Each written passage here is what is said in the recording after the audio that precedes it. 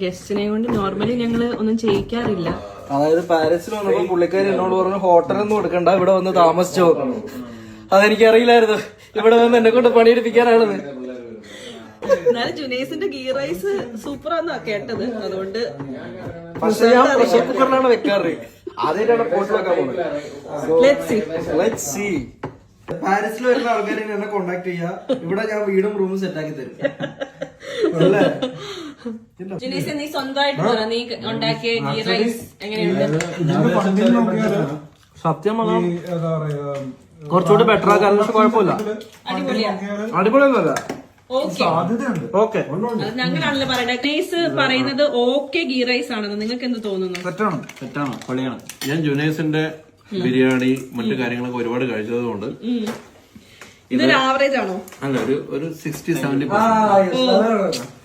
ഇതിലും ബെസ്റ്റ് ആയിട്ടുള്ള ജുനൈസിന്റെ ഫുഡ് ഞാൻ കഴിച്ചിട്ടുണ്ട്. ഇതിലും ബെറ്റർ ആക്കായിരുന്നു. ഞങ്ങൾ ഫസ്റ്റ് ടൈം അടിപൊളിയാണ്. ഇനിയും കഴിക്കാൻ വരുന്നത്.